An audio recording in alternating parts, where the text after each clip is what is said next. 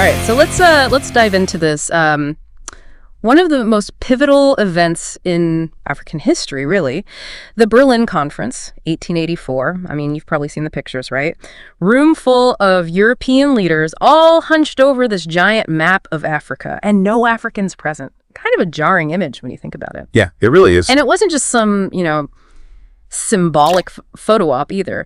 What they decided in that room had repercussions that really echoed across the continent for generations. So we're going to try to uncover the real story here of this conference, separate fact from fiction, and try to really explore its consequences, which are still felt to this day. Absolutely. I think a lot of people, myself included, tend to view the Berlin Conference as like the starting point of the scramble for Africa. Mm-hmm. But I have a feeling that, it's probably a bit more complicated than that. Yeah, no, you're absolutely right. It's easy to kind of fall into that trap of thinking that European colonization of Africa began in that Berlin conference room. Mm-hmm. But the reality is that colonization was already well underway.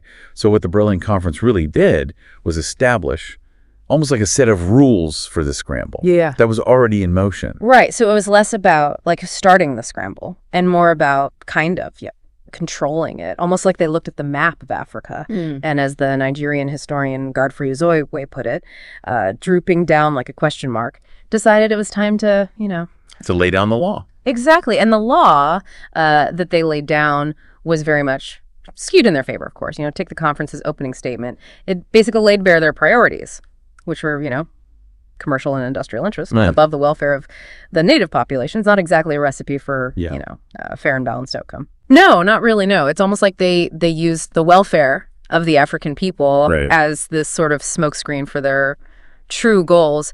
And then the fact that they excluded any African voices from the conference really adds insult to injury. It really does. I mean, you even had instances like the Sultan of Zanzibar actively seeking an invitation to the conference and being completely rebuffed by the British. So it's a pretty stark example of how African agency was completely disregarded. It's kind of amazing to me that they could just brush off a leader like that. I mean, it really speaks volumes about the power dynamics at play. This idea of controlling the scramble, though, I think it's even more interesting when you consider one of the key outcomes of the conference, which was this concept of effective occupation. Right. So effective occupation essentially meant that European powers couldn't just claim territory on a map. They actually had to demonstrate control on the ground. And this seemingly innocuous phrase had a massive impact because it really fueled the scramble and led to a rapid escalation of colonization. So instead of easing tensions, effective occupation actually poured gasoline on the fire. I imagine it created almost like this frenzied competition among the European powers, each one trying to outdo the other in establishing this physical presence across the continent. Exactly. It became a race. And the results were dramatic. Before the Berlin Conference, roughly 80% of Africa was under local control. After the conference, European powers ended up dominating almost the entire continent. That's a staggering shift in power in a very short time. And it's clear that the Berlin Conference, with this emphasis on effective occupation, really played a key role in accelerating this process. But what I find really fascinating is how the legacy of this conference continues to shape Africa today. Oh, absolutely. The long shadow of Berlin is undeniable. I mean, even looking at the arbitrary borders that were drawn during the scramble, often cutting right through these pre-existing cultural and ethnic boundaries to continue to fuel conflict and instability to this day. Yeah. It's like this potent reminder that decisions made in a conference room, over a century ago, can have these ripple effects that last for generations. Absolutely. And those ripple effects extend far beyond political boundaries. The exploitation of African resources for external gain remains a major obstacle to development. And perhaps most importantly, the lack of African agency in global affairs continues to be a major challenge. Yeah. It's heartbreaking to see how this pattern of outside influence continues to impact the continent. It makes me think about, the Sultan of Zanzibar pleading to attend Berlin conference and being ignored. And then fast forward to the present day, we see African leaders still having to travel to foreign capitals, essentially pleading for aid and support. It's a deeply unsettling parallel. Yeah, it really is. Yeah, it's a tragic cycle, and it's not just about, political and economic influence. The Berlin Conference also led to the imposition of European systems of governance and social structures, which had a profound impact on really the very fabric of African societies. Yeah, it's like they took this complex and diverse continent and just tried to force it into this European mold, disregarding centuries of existing traditions and social structures. And this brings us to, I think, another really fascinating aspect of the conference's legacy, this idea of the invention of traditions. Right. The invention of traditions is a really critical but often overlooked consequence of the colonial encounter. European powers in their attempt to govern these diverse African populations often resorted to simplifying these complex social structures. Yeah, and imposing their own systems of order. So instead of embracing the existing complexities, they tried to create a more manageable but ultimately artificial system. I imagine this had a significant impact on how people viewed themselves and their communities. Oh, absolutely. Yeah. This led to the creation of, rigid ethnic and tribal categories that often didn't reflect the fluid and dynamic nature of pre-colonial African societies. Professor Terence Ranger, our leading historian on this topic, described it perfectly when he said, the colonial period was marked by systematic inventions of African traditions, ethnicity, customary law, traditional religion. Before colonialism, Africa was characterized by pluralism, flexibility, multiple identity. After it, African identities of tribe, gender, and generation were all bounded by the rigidities of invented tradition. It's a powerful quote, and it really highlights how these imposed identities, these invented traditions became sort of this defining feature of African societies, shaping everything from social interactions to political dynamics. And sadly, the effects of these imposed structures are still felt today. Yeah, they are. Yeah.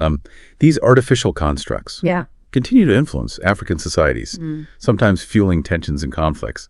It's a stark reminder of the enduring power of colonialism to reshape not just, borders and economies, but also the very fabric of social life. Right. Yeah. It's a complex and challenging legacy to grapple with.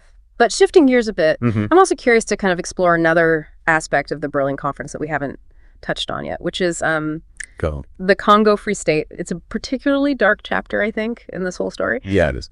The Congo Free State, which emerged from the Berlin Conference, was essentially a personal fiefdom of King Leopold II of Belgium, and it was a brutal regime characterized by forced labor, horrific violence, and widespread exploitation. It's estimated that millions of Congolese people died under Leopold's rule. It's a truly horrific episode. Yeah. And it makes you question how such atrocities could occur, under the guise of this conference that was supposedly about establishing free trade and preventing conflict. It's fascinating how the Berlin Conference, well intended to prevent conflict among European powers, actually, fueled the scramble for Africa.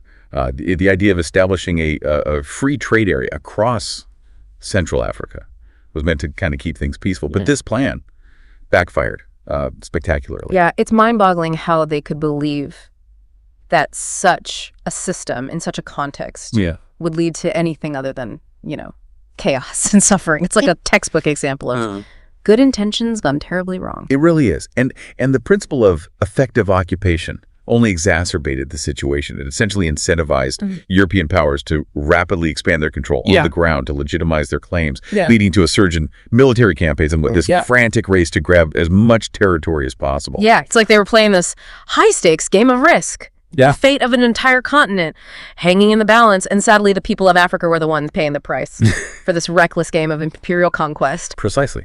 And it's crucial to remember that behind these grand geopolitical maneuvers were real people whose lives were irrevocably altered. This wasn't just about lines on a map. It was about the displacement, exploitation, and cultural disruption experienced by millions of Africans. It's so important to humanize this story, to remember that these weren't just abstract geopolitical events, but events that had a devastating impact on real people's lives. Absolutely. And the ripple effects of the Berlin Conference are still felt today. The arbitrary borders, the extraction of resources for external gain, the legacy of colonialism. These are all issues that continue to shape the continent's relationship with the rest of the world. Yeah, it's a sobering reminder of how historical events can have these long-lasting and often devastating consequences.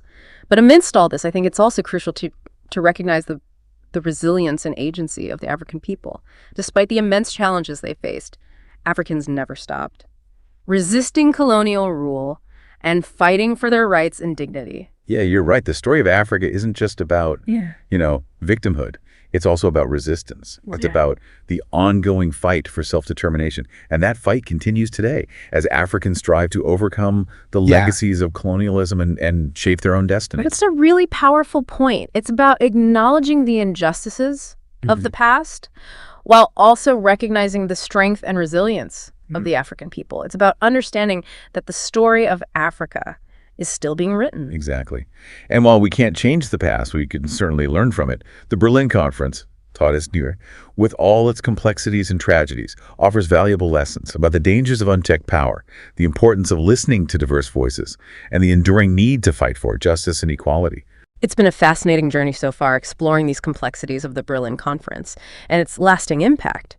But I think it's time we shift our focus to the present and consider what steps can be taken to address, the ongoing consequences of this historical event. What concrete actions can we take to move beyond this legacy and create a more just and equitable future for Africa? That's the million-dollar question, isn't it? How do we move beyond the legacy of the Berlin Conference and create a more just and equitable future for Africa? It's a complex issue with no easy answers, right? Yeah, it is. But I think the first step is acknowledging the historical injustices and working towards, reparations. And I'm not just talking about financial compensation, but also addressing the systemic inequalities that continue to take disadvantage in African nations on the global stage. Right. I completely agree.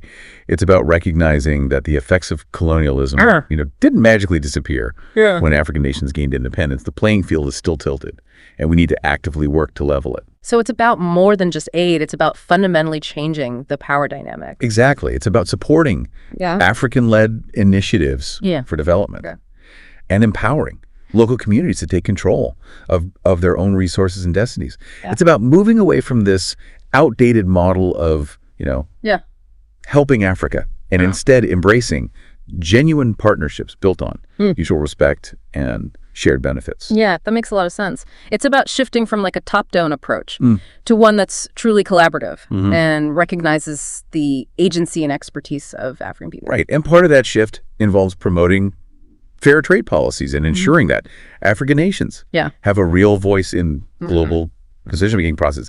It's about creating a world where African countries aren't just seen as sources of raw materials, but as equal partners in shaping a shared future. Right, yeah. It's about recognizing that Africa has so much to offer the world beyond just its resources, its people, its cultures, its innovations. These are all assets that deserve to be celebrated and supported. Absolutely.